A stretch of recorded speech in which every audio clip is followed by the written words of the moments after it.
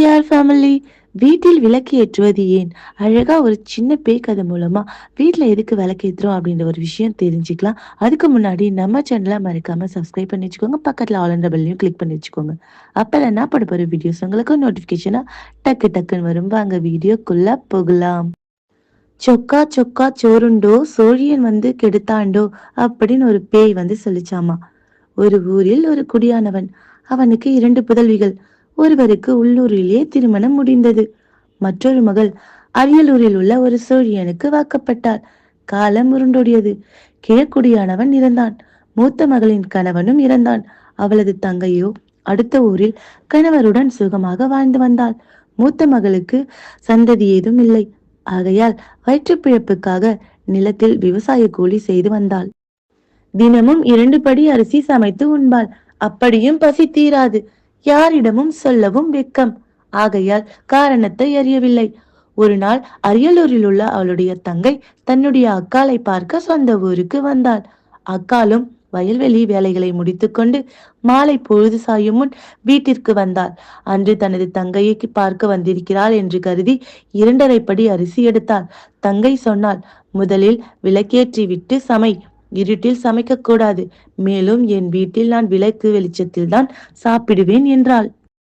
அடுத்ததாக அவள் பதற்றாள். இது என்ன 2.5 படி அரிசி? இது 10-12 பேர் சாப்பிடலாமே. உனக்கு என்ன பைத்தியமா? இதற்கு அக்காள் மறுமொழி சொன்னாள். இதோ பார், நான் தினமும் 2 படி அரிசியில் சோற்றாக்குவேன். நீ வேறு வந்திருக்கிறாய். அதற்காக கூடுதலாக 1/2 படி சேர்த்தேன். என்னிடம் விளக்குக்கு எண்ணெய் வாங்கும் அளவிற்கு பணம் கிடையாது. நான் பாட்டுக்கு சாப்பிட்டு விட்டு படுத்து உறங்கி விடுவேன். தங்கை சொன்னாள், எனக்கு சோறு கூட வேண்டாம். விளக்கு ஏற்றாமல் ஒரு நிமிடம் கூட இரவு பொழுது கழிக்க மாட்டேன். பூச்சி போட்டு பாம்பு வந்தால் என்ன செய்வது? முதலில் கொஞ்சம் அரிசியை கொடுத்து யாரிடமாவது எண்ணெய் வாங்கி வா என்றாள். அக்காலும் அரை மனதுடன் சென்று எண்ணெயுடன் திரும்பி வந்தாள். சாப்பிட துவங்கினர். கால்வாசி பானை சோறு கூட தீரவில்லை. இருவருக்கும் வயிறு நிறைந்தது. தங்கை சொன்னாள், பார்த்தாயா, நான் சொன்னேன், நீ கேட்கவில்லை. இவ்வளவு சோறு மிச்சமாக்கினாள் என்றாள். இதோ பார், எனக்கே புரியவில்லை. தினமும் 2 படி சோறு வடித்தும் என் வயிறு காயும். இன்று என்னவோ கொஞ்சம் சாப்பிட்டேன், உடனே பசி போய்விட்டது என்றாள். நீ வந்த முகூர்த்தம் போல் என்றாள். அப்பொழுது திடீரென்ற ஒரு சப்தம். சொக்கா சொக்கா சோறுண்டோ சோழியன் வந்து கெடுத்தாண்டோ, வா நம்ம போவோம் என்று. உடனே அக்காள் கேட்டாள், ஏய், யார் அங்கே? யார் சொக்கான்?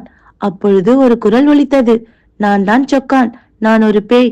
நானும் எனது நண்பனான பேயும் விளக்கில்லாத வீட்டிற்கு போய் இதனால் அந்த வீட்டில் அதிகமாக சமைப்பார்கள். இன்று சோழியன் அரியலூரில் வந்து கெடுத்து விட்டார் என்று என் நட்பு பேயிடம் செப்பினேன். நாங்கள் இருவரும் வேறு வீட்டுக்கு போய்விடுகிறோம். இதை கேட்ட அக்காளுக்கும் தங்கைக்கும் ஒரே ஆச்சரியம், அதிசயம். அன்று முதல் அக்காள் வீட்டில் விளக்கு ஏற்றாமல் சமைப்பது இல்லை. எல்லோர் சாப்பிடும் அளவுக்கு சோறுண்ட பின் அவள் வயிறும் நிறைந்தது, வாழ்வும் சிறந்தது. இதுதான் சொக்கா சொக்கா சோறுண்டோ சோழியன் வந்து கெடுத்தாண்டோ அப்படின்னு சொல்றது. ஓகே ஃப்ரெண்ட்ஸ், இந்த குட்டி கதை உங்களுக்கு பிடிச்சிருக்கும்.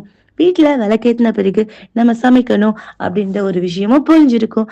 Thank you friends. இந்த வீடியோ உங்களுக்கு பிடிச்சிருந்தா மறக்காம லைக் பண்ணுங்க, கமெண்ட் பண்ணுங்க, ஷேர் பண்ணுங்க. அடுத்த வீடியோல பார்க்கலாம். Thank you so much. Tata, bye bye.